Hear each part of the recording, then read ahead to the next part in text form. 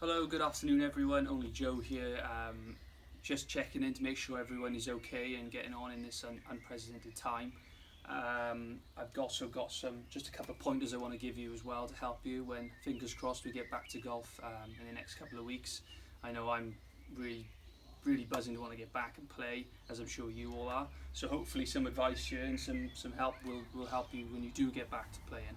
Um, it's good to see Rich and Si have done a couple of videos as well in terms of technical advice, as of a lot of other pros have I've seen on Facebook and things like that. So I wanted to try and do something maybe that I haven't seen much of, and that's more about how we can think a little bit better when we do get back on the golf course. And I think now is a good time to sort of have a little think about how you actually do perform mentally on a golf course when you do play. We have a handicap in golf which indicates how well we can play, but we don't really have sort of a figure or as such to help to sort of indicate how a mental game is. So hopefully a couple of these things here will help with that as well, and for something for you to think about. So what I've done is I've put a couple of points which are common things I find with guys playing with, and also things I've done myself, which I think in the past I have, and I've sort of put something then together how I think you could address those and maybe switch things around to think a little bit better. So I'll get stuck right into it with things how we can avoid. Now the first thing I've sort of put down is to avoid setting expectations maybe a little bit too high, and a little bit maybe sometimes even too low. Because I think what that can do is that it can create comfort zones, and more often than not when we play, sometimes we can have a really good front nine, we can have a really good score going, and then all of a sudden the back nine can fall apart, and you think, well, why is that?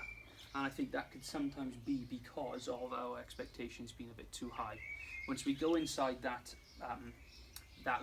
level of expectation, sometimes we can fall out of comfort zones, and that's when I think we create this unwanted pressure, which leads to more mistakes. So something we could do to avoid that, maybe we could sort of channel your thoughts a little bit more to the task in hand. Make sure you have a pre-shot routine in place to follow shot by shot. That'll maintain focus. You could also change your 18 holes down into 3 sets of sixes. That way then again you're breaking your round down, and that'll help you maintain your focus a little bit better. Just something worth trying. Next of all, trying to avoid playing shots during a round that you may not have practiced in the past. I'm trying to think of a hole where this could apply. Maybe the 16th hole for us at Rada. Obviously it's a bit of a dog leg to the left.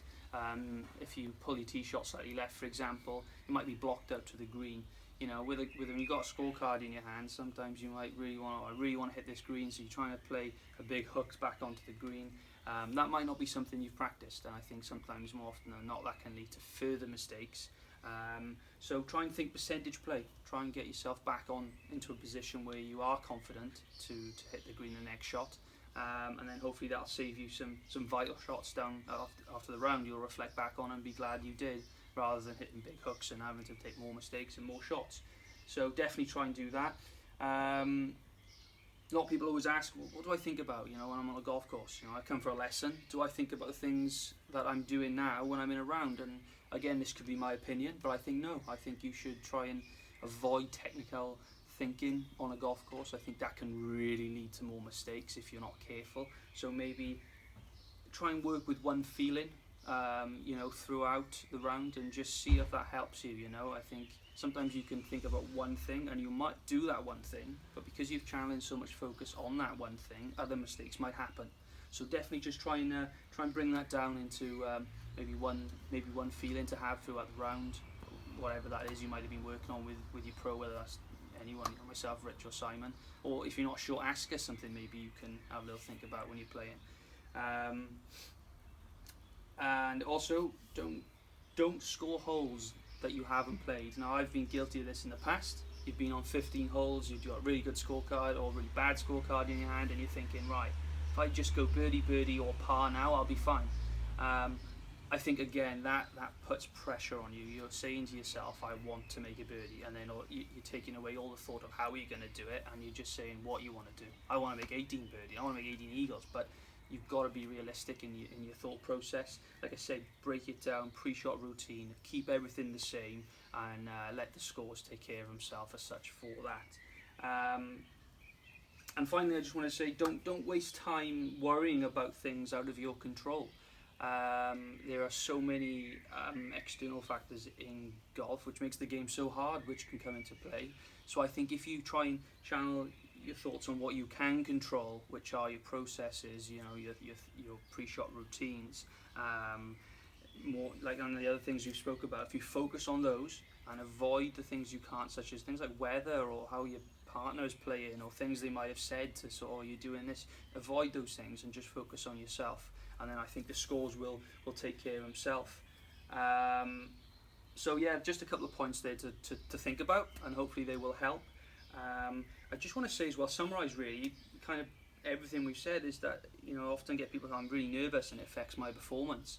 And I think I would say to that is nerves are absolutely fine. I mean, I think if anything, again, this might be my opinion, but if you're not nervous, I think it might be a degree you haven't really practiced enough or tried. I don't think I've ever not been nervous when I've been in a an exam or a driving test. So it is normal to feel nervous. What's important is that you stay focused, like again, on the things you can control, which is your pre-shot routines, and things like that. So just bear that in mind. Don't think I'm nervous every round and that's why you play bad. No, that's not my opinion. That's not the reason. So yeah, try and have a little think about those things. Finally, I just want to say there's a couple of references on books on the bottom here worth reading, because I think I've read them in the past and they've really helped me. There's loads of ways loads of little drills and things you can do to help you become a little bit more focused, and these books address those. You've got Golf is Not a Game of Perfect by Bob Rotella. Golf is a Game of Confidence, also by Bob Rotella, and maybe even worth reading Ian Poulter's book, No Limits, as that's a cracking read, and I think we all agree he's a really good pro, and he's almost the icon of positive thinking, so definitely worth reading. Again, if you have any questions or you're not sure, feel free to email them over to myself, Simon or Rich, and we will answer those for you. Until then, like I say, fingers crossed we'll be back up and running playing golf soon. I hope everyone stays safe until then, and hopefully see you all very soon. Thank you very much. Bye.